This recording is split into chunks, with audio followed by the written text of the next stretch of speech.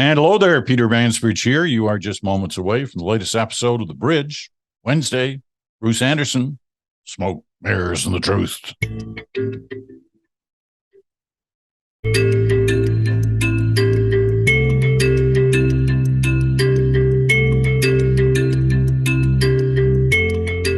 All right, then. Bruce is in Ottawa. I'm in Scotland. So jealous. Hey, anyway, it's good. It's good. No snow on the ground here. It's either sunny or if you look out 10 minutes later, it's like windy and howling and raining. So it's back and forth. But there's some gales coming, I heard. I like that they're called gales there. And we don't use that term very much here, but they're still golfing. They're still golfing out here. And I'll tell you, some of the I think this is a special weekend of kind of a university, British university golf clubs competing against each other. It may even be a kind of Cambridge-Oxford thing. I'm not sure, but I've been watching some of the players hit the ball, and I'm telling you, it's like another world. They like that feeling that you get watching me play, right? You're just exactly. It's like they hit it like that. Yeah. That's it. That's a very good comparison.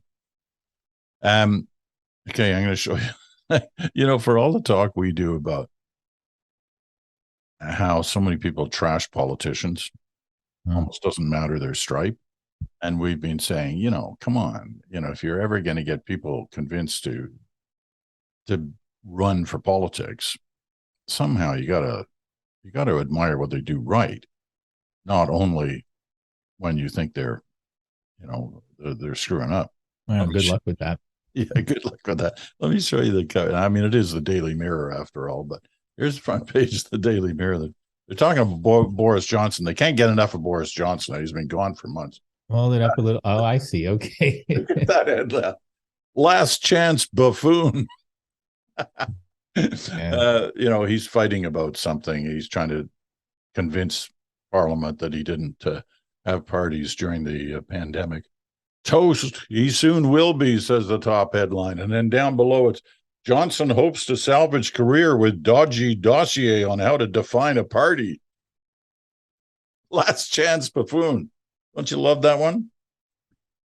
I do. I love that you're buying tabloids, old school style, and catching up on the news. I got the day old one because way up here in the Highlands up north, the stuff doesn't exactly land at the newsstand on time, but crack it on.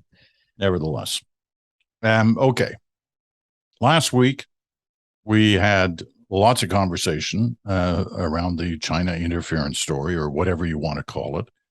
And I get letters saying it's not interference, it's this, it's that, it's Trudeau screwing up, it's Poilievre being mean, it's whatever. Anyway, whatever it was, a lot of conversation, a lot of talk, a lot of domination of that story in the news agenda. 10 on the Richter scale, probably down to 7 or 8 on the Richter scale this week. And Katie Telford is going to testify. The terms I think it's down in Scotland, but it's still pretty high on the Is it still pretty high? Okay. Yeah. I just like in reading what I'm reading, it just seems that the temperature level it's still there, clearly, but it just seems to have been lowered a bit because some of the things are being taken off the table. Will the Prime Minister's Chief of Staff testify or won't she? Well, she's going to now, but not until like the end of April or something. Could be any time between now and the end of April. David Johnson's terms of reference, what were they? Well, we got an indication of that yesterday, and a timetable. It's end of May before he has to report. Yeah. Doesn't mean he'll take all that time, but it could be that much time. Yeah. Look, I mean, I don't think it's wrong to say, Peter, at all that some air got let out of this, but I think I was probably more thinking it literally just got let out of it yesterday, that it had been building up until yesterday into will this be a confidence vote, which was, I think, the government really putting pressure on the NDP to vote with them on the question of whether Katie Telford, the Prime Minister's Chief of Staff, should testify.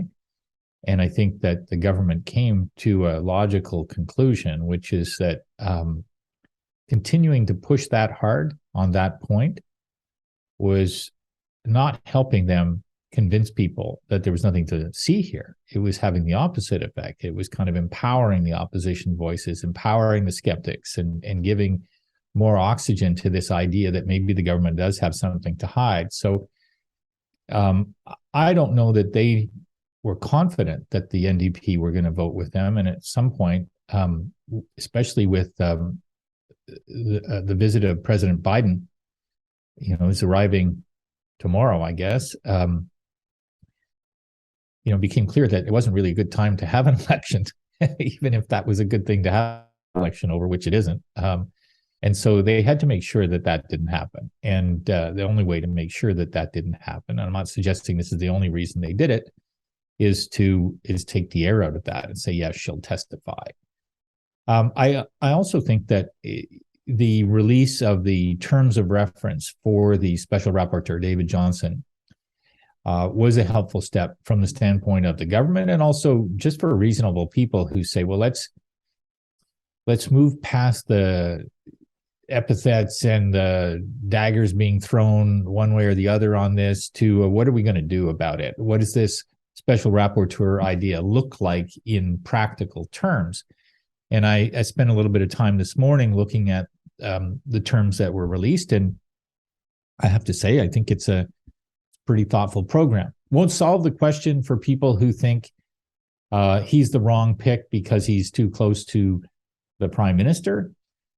But if you look at the terms of reference, to me, they look well constructed and they make sense. And it looks like the kind of process that should shine more light on what's been happening and what the government did and why, and what to think about going next. I don't know. What did you make of the terms of reference and the way the government handled this last couple of days? Well, I mean, the main thing that I thought of on both of these is I understand the terms of reference, why it took this long, because they didn't have them. They were still writing them. I mean, a week ago, they were still trying to look for somebody who would agree to do it. And then I assume that person had some discussion about what they'd like to see in the terms of reference before that was filled. So that didn't surprise me. The Telford thing, I don't get. I don't understand what they were worried about. I mean, as you've mentioned before, Katie Telford is, this isn't her first rodeo. She's been around the block a few times. She understands politics, obviously, but she also understands those committee hearings. So she's been in a few. So what was the issue? Were they just like playing for time, or what? Why did that get stretched out so far, do you think? I suspect that, and I don't know for sure, but I suspect that the main reason was the number of questions that you could get asked that for which the only possible answer is, I can't answer that question. Was a scenario where the government said, this isn't going to solve anything. It is going to empower those who think that the government's trying to hide something rather than kind of advance the issue. And it's political theater that the opposition party, or the Conservatives anyway, wanted, and bad political theater from the standpoint of the government. Now, it will probably still be the case that she'll answer that question that way, or answer a number of questions that way, which is that there are reasons why I can't answer that, and here's what those reasons are.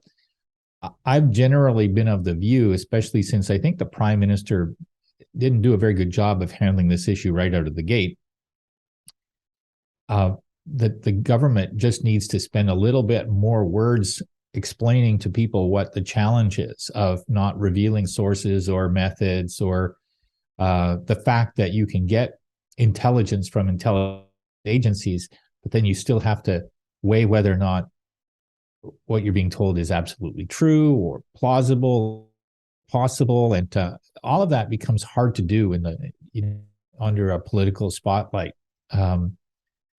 with suspicions of partisan agendas kind of playing in the air around it. So I think they thought it would be a bad bad moment of political theater. And I think ultimately, as with the question of needing a rapporteur and possibly an inquiry, the government kind of put itself in a situation where it wasn't going to really have any choice. People were going to have to answer some questions publicly and probably at that level. Let me go for the long ball here. Why wouldn't the Prime Minister himself say, I'll appear before the committee?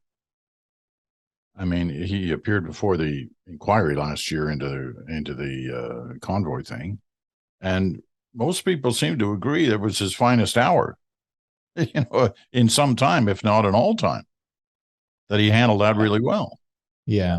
Now I realize, a committee hearing is a little different than an inquiry. It's going to be almost certainly very partisan, but he can handle that stuff. So why wouldn't he? I mean, if there are security issues, his answers are going to be the same as hers. Can't talk about that. Here's why I can't talk about it. But why not? Yeah, look, I think that is the right. I mean, I think that if he had done that when the story broke,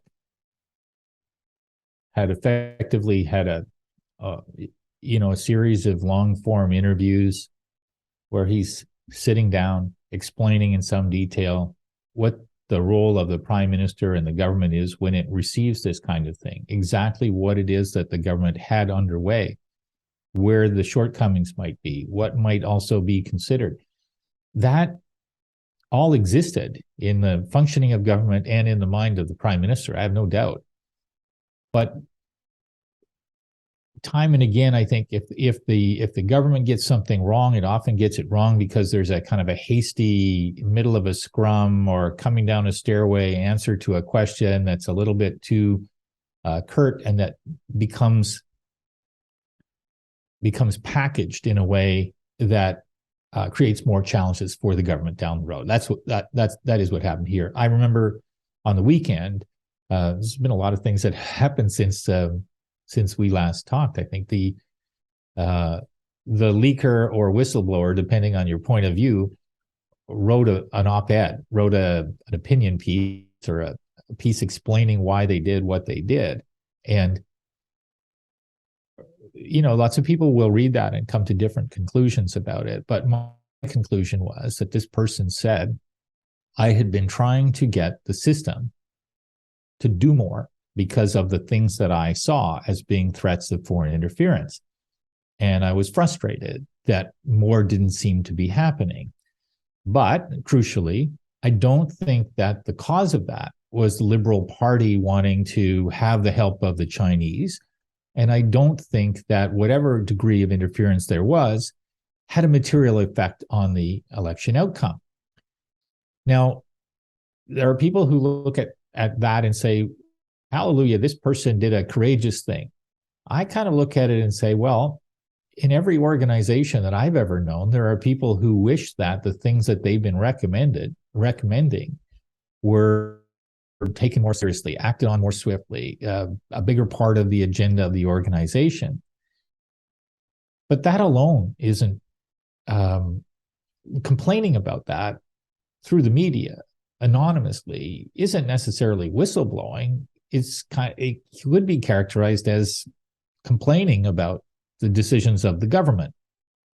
If you really believe that there was corrupt intent, or if you really believe that there was such dramatic negligence that the election outcomes were in jeopardy, then yeah, it does rise to that standard. But I found it interesting in that piece that wasn't really the argument that was being made. And I tend to think that on the journalistic side of things, there's a little bit of a bias to feel like a leaker is a whistleblower. And on the institutional side of things, there's a little bit of a bias to think a whistleblower is a leaker. And that's a natural set of biases. And I think reasonable people should consume this information and have those questions in their minds rather than just sort of rushing to that's a leaker or that's a whistleblower. In this case, I come a little bit closer to if you don't think something was corrupt in its intent, you don't think it amounted to a level of negligence that changed the outcome of an election or threatens the next one, then, pushing all of this content out to a newspaper, it felt a little bit more like trying to bend the government rather than trying to save the people from foreign interference. Yeah, I tend to agree with you on that. I think leaker is the proper term. It's not whistleblower here. It would be whistleblower if the leaker had said, there's proof that the prime minister was a traitor on this issue, and here's that proof. That's a whistleblower. Yep. No question about it. But in fact, in that, correct me if I'm wrong, in that piece he wrote for, or she wrote for the Globe and Mail, they made the point, no one was a traitor here. Yep. And I also don't, the person also said that they didn't think there was an impact on the election result. So taking away two of the main cards, right?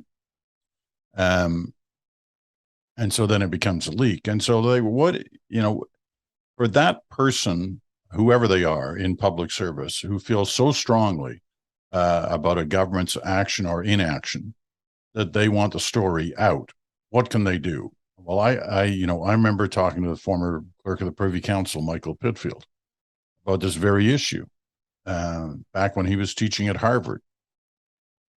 Went down there to talk to him about a number of things, and including that. What do they do? What do you do if you're inside and you think a policy or decision on the part of the government is so bad that you've got to get it out there? And he said, well, there's only one thing you can do. You have to resign and then call a news conference and explain it all. That's your option. That's the appropriate option. So, listen, I like leakers. I've benefited from leakers over the year as a journalist. So, but I'm kind of laying out the options here. I think you'd agree with me that there are some areas of the work of government where people inside an organization, want to influence things a certain way, and they speak off the record to journalists to try to get that influence going. And I can look at a lot of those and say, look, if you're in the organization, you might be frustrated by it. But if it doesn't involve breaking an oath of secrecy, if all the person is doing is talking to a journalist about the things that are frustrating to them, and that journalist then turns that into a bit of a story, I consider that kind of fair ball, all of that. And there's a lot of it all the time, always has been, right? How many stories only happen because that kind of conversation goes on, but they're not involving intelligence gathered in the course of in the context of the security systems of our country, where people swear an oath about how they deal with that. And I think this instance of leaking needs to be seen as different in quality from kind of regular fetching about something that you see happening in your department or in the government that you're unhappy with, that you choose to speak to a journalist off the record on. I think there's a different quality when you take that oath of secrecy with respect to that kind of information.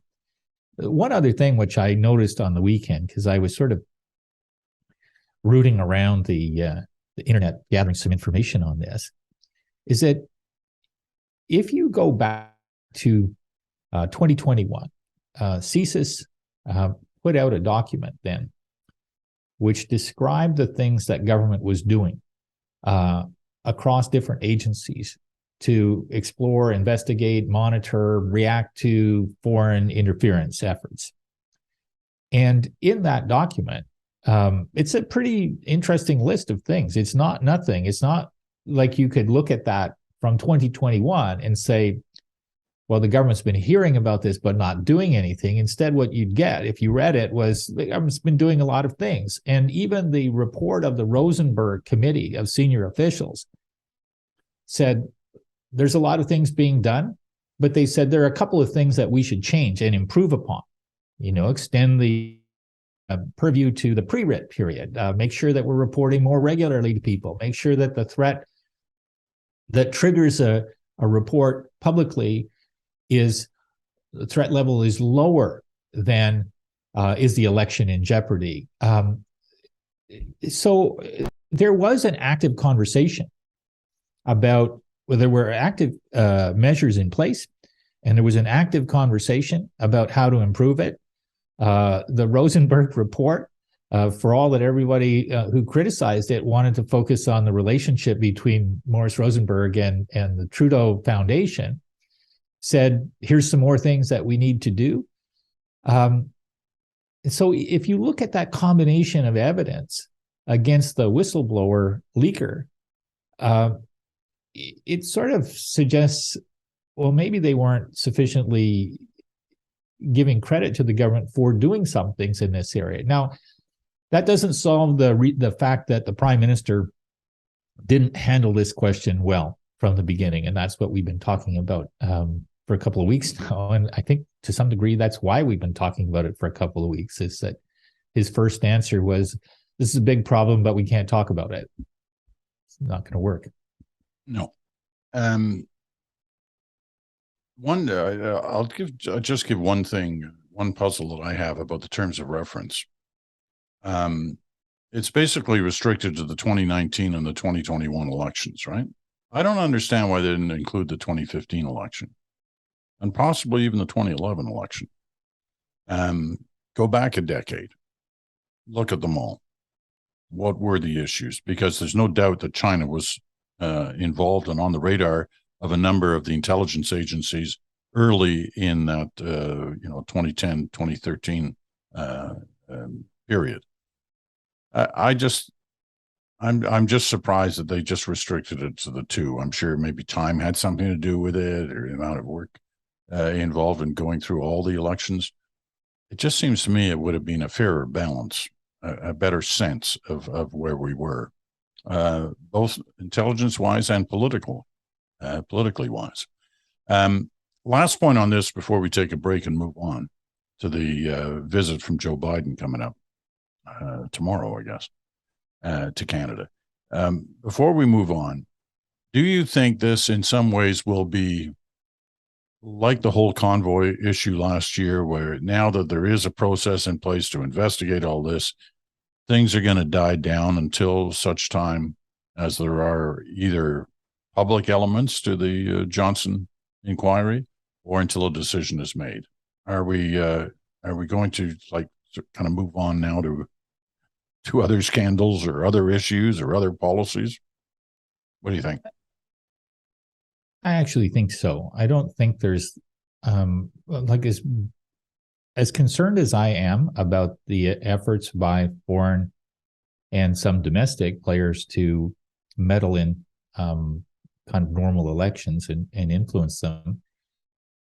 I actually do think that it's been a productive conversation in the sense of it's put some pressure has been added onto the government to do more and to change the approach, to widen the lens, as I've just said, and to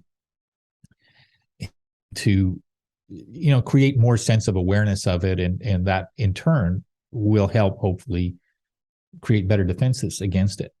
People will be aware of it, they'll be alert to it, there'll be a kind of a sense of people kind of looking for evidence of interference more than perhaps would have been the case before, and that's a healthy thing.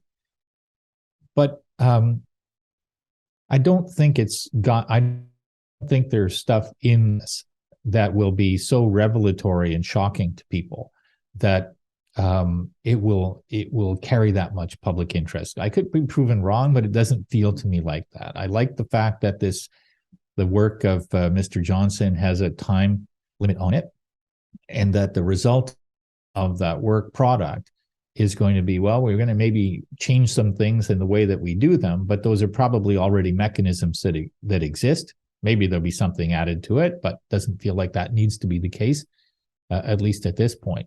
So I do think that there will be days in the course of the months that Johnson is doing his work that will attract a lot of interest in specific instances, but I think on the whole, it won't be a dominant electoral issue at the next election, or even a prominent issue come this time next year. All right. We're going to move on. Air Force One is on its way to Canada, or will and be. It's not Trump Force One. That might Trump be on its way to Sing Sing or something like that. I don't think they'll send him to Sing Sing. I'll tell you one thing. It's something that if Trump gets indicted in the next couple of days, the last thing Americans are going to care about or want to hear about is the fact that Joe Biden's in Canada. Now, that could be used as a good thing or a bad thing, but it's one of the realities of the next couple of days. But there are real issues that are going to be talked about. We'll talk about them right after this.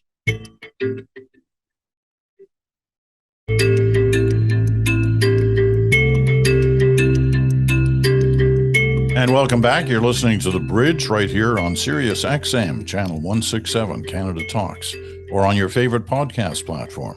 Or, because it's Wednesday and this is Smoke, Mirrors, and the Truth with Bruce Anderson, we're also on our YouTube channel. So if you wanted to see the front page of the Daily Mirror that I was holding up, you got to go to the YouTube channel to see it. Plus the spectacular Scottish hat that I'm wearing as well, cap. Whatever. Okay. There's a great piece on cbc.ca today by Alex Panetta. Great reporter, great journalist, longtime Canadian Press, Washington bureau chief, now working for the CBC out of Washington. And he kind of sets the stage. Bruce pointed this out to me this morning, and it's a well worth the read for any of you. It's a lengthy piece, but it really sets the stage for what's likely to happen in these next couple of days, at least what's likely to be discussed, and some of the tensions that exist within the relationship on a number of fronts. And yet at the same time, of course, we're going to witness a lot of glad handing and hugging and state dinners and all of that. It comes with the territory as well. To you, Bruce, what's the key part of this trip, other than it's just simply taking place? That friendship between, our two countries, in spite of, moments of tension around certain issues. What do you see as the big moment in this? Well, I think that, first of all, I think Alex does the best journalism now on the Canada-U.S. relationship, and I love the long-form approach that he takes, and he covers off a lot of issues, and people should read it on the CBC site if they have a chance and they're interested in kind of knowing some of the context for the Biden-Trudeau discussions.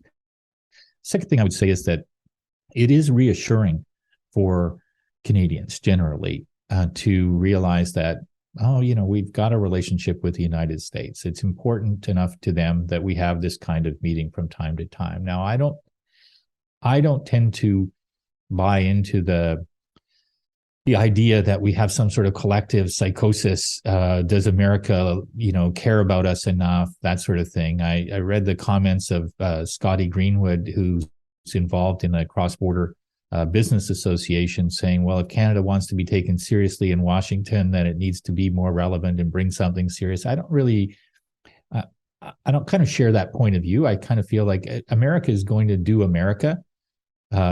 And there isn't really anything that we can do to change that. We can't make Canada be more of a central conversation in American life than it is now. The best that we can do is have the kind of relationship where the irritants that normally occur, you've got neighbors around you, there might be the odd irritant over the life of your relationship with them, that those irritants can be discussed and resolved. And sometimes it's I need you to do this, and the other person says, I need you to do that. And that's all good. And I feel like if we look at how relationships in Europe have gone lately, if we look at the way that this relationship felt when Donald Trump was the president, we're in a better place now. So the irritants that are on our list of, here's some things that we would like to feel a little bit better about, it's a manageable list. It's not like they're all easy. The safe third country agreement, which is really a policy issue that goes to the heart of migrants coming across our border at Roxham Road in Quebec in pretty large numbers. That's something that we care about. I don't know if we're going to get the kind of answers that we want on that. We also care about the U.S. treating our participation in the critical minerals market as though we are a very friendly country and a very important producer for the world and the U.S. and its allies. I think those are important issues. I think they fall squarely into the domain of things that if the leaders of two countries can talk through, they can probably find accommodations for each other.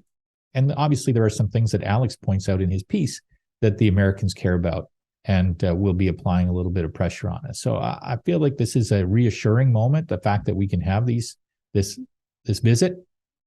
But I don't think that the logical endpoint is all of a sudden we should be, front and center on the American political agenda. They have a lot of other things that are going to preoccupy them more than this relationship. There are two things that I'll be watching most closely, and that is the likely request, it's already started in some fashion, from the Americans that Canada helps out in a lead role on the Haiti situation. Haiti's a mess.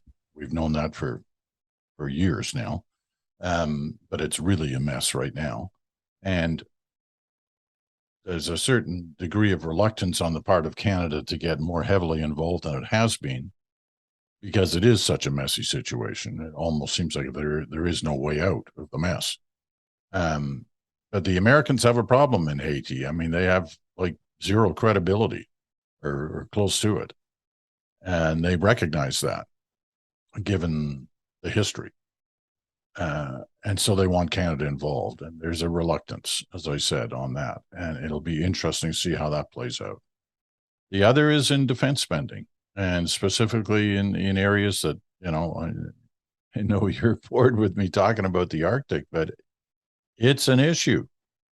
And the Americans are pushing hard on it. And I know Anita Anand, the defense minister, wants to help.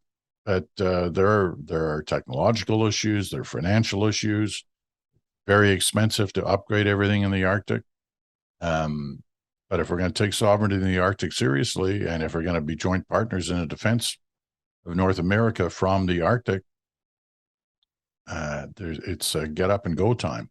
So I'll be interested. I'll be watching those two areas of interest. I know there's lots more, and there's only so much you can cram into a whatever it is, 36, 40-hour visit on the part of the U.S. president. And what I said earlier is if something happens to Trump during that time, you can forget about the country. Well, yeah, I mean, I think that in a way, might be the best of all possible worlds if Trump gets arrested and the conversation that happens between Biden and Trudeau is kind of lower profile and more productive in a way. But that's maybe just me hoping that Trump gets arrested. On your point, I did think that the comment that it was attributed by Alex Panetta to the prime minister about Haiti was an interesting one, where he said that the reason that Canada is hesitant isn't that it doesn't see a problem in Haiti, isn't that it doesn't want to help in Haiti, but that certain types of involvement actually have proven not to be helpful. And I don't think that quote was intended as a way of saying the U.S. has kind of proven that certain kinds of involvement are not helpful. But I think it's a reminder that with a lot of these problems, our patience for a full solution is short. Our instinct for an easy sounding solution is strong. And sometimes that easy sounding solution not only doesn't work, but makes things worse. In the defense question, I admire your fascination with the equipment and want to have more of it. The government has committed to spending significant amounts more money, not as much as the Americans want, that's for sure. But I do think that taking sovereignty seriously also means, especially in the North, means is that about physical defense, or is it going to be about a different type of diplomatic effort over time? It's obviously a combination of both, but I feel like there isn't enough money in the world to sufficiently equip ourselves so that we can protect ourselves against the incursions of states that might want to take that over. And so I think we need to be practical about that too, which isn't an argument to spend nothing. It's an argument that spending money on equipment isn't necessarily going to provide us with the ultimate solution to protect our sovereignty. Yeah. Listen, it's a big topic and there are many different angles to it. It's mainly about surveillance, and the options on that are the technology exists today where we could perhaps be doing more. Get some satellites up in the air a little bit more quickly. I've had some people write to me and criticize me for this, saying, "Oh, you don't really know what's going on up there because there's a lot more than you know." Well, that's possible. Maybe it is.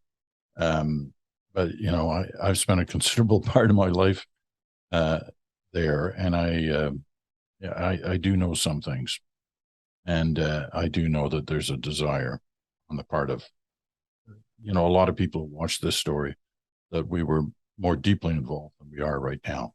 Let me read you something about because I found this interesting, and I didn't realize this. I don't know whether you did, but on this issue of those crossing the border coming into Canada on the Roxham Road and all that. Julia Ainsley is, a pretty good defense reporter for NBC News. Wrote a piece online a couple of days ago. Let me read the first two paragraphs. On the snowy border between New York and Canada, the local sheriff's office is calling for the U.S. Border Patrol to put more manpower behind what he calls a growing crisis. The number of illegal border crossings in the area over the last 5 months is nearly 10 times what it was over the same time last year, and the border crossers are in danger of freezing to death. They're not talking about people going north. They're talking about people coming south. From October 1st to February 28th, about 2,000 migrants crossed the border between Canada and New Hampshire, Vermont, and New York south through the forest, compared to just 200 crossings in the same period the previous year. They're mainly from Mexico. They fly to Canada and then they come down into the States. Interesting. I hadn't realized that. I assumed there probably was something, but those are, not insignificant numbers, as we say. This is a big global problem. I mean, you're in the UK now, and you see the dimension of the problem as it's being discussed in England. The arrival of boats across the channel, people putting themselves in great risk, and some of it is refugees fleeing situations where their lives are at risk and they're being persecuted. Some of it is economic migrants, basically saying we're desperate and we need to be in a place where there's some more opportunity. And the world doesn't, and has been grappling with this for a good long while now. There aren't any easy or obvious solutions. And we've seen how nasty and divisive and poisonous the politics can be in the United States. And I'm happy to some degree that hasn't happened in Canada. We did have a pretty tense conversation about 25,000 Syrian refugees not that many years ago. And that was worrying because it's not a very large number of people. And it was obvious that people were dying in Syria and that we could do more to help.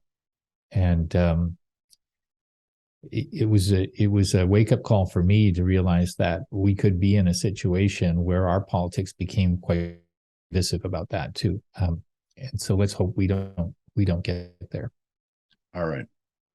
We're almost out of time, but I will give you a minute to talk about the likelihood of your favorite American politician, personality, billionaire, or maybe he's just a millionaire. Who really knows for sure? But I mean, he could be fingerprinted and handcuffed and paraded off to wherever, indicted in the next couple of days. Yeah, I can't help but think about this in a way that some people say, well, he broke a law with this, it looks like, but it was like the least law breaky that he's ever been. And this is going to be the thing that ends up with his fingerprints being taken. And it reminds me of O.J. Simpson, who ended up going to jail for something that was much less serious a crime, I suppose, than the murder of those two people, which he was held civilly responsible for, even though he was acquitted of the criminal charge. And so I kind of look at the Trump situation, and I don't think, oh well, I'm disappointed if they only charge him for this. I kind of feel like this question of does the law apply to everybody? I think it's a really important question. And I think America can't have it both ways. Can't say we're a city on a hill. We're a country that is a country of laws. We believe that no one is above the law, and at the same time say, as the Republican House leader was saying, Kevin McCarthy, yesterday, that we should let it go because he's who he is, and people don't want to see him charged. I mean, that doesn't make any sense to me. Does it make sense to you? No, it makes no sense to me. The other thing, just on, of all the things he's being investigated for, this is probably the smallest infraction, but it's an infraction nevertheless. The other ones could well end up at the same level, indictments as well. In fact, it seems almost certain that there's going to be kind of a run on indictments against Donald Trump in the next few months. And sometimes these things start small. There was the guy who was convicted after murder after murder after murder for tax evasion, died in jail on tax evasion, right? Biggest gangster the Americans have ever known at that time. So these things, if he's proven guilty, he's proven guilty. If it's a felony, he'll go to jail. If it's a misdemeanor, he won't. Yeah. This one, and then they move on to the next one. Yeah. So there we are.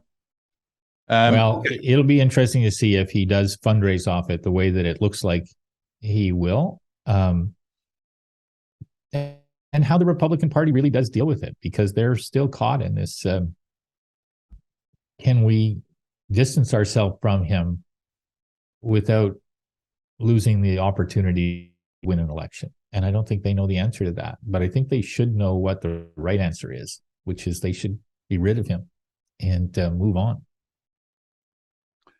Well, that and a lot of other things we'll find out in the days ahead. Thank you, Bruce. Great to see you. Great to talk to you again. And Bruce will be back on Friday with Chantel for Good Talk. That will also be available on our YouTube channel. Tomorrow, it's your turn, so get your cards and letters coming in.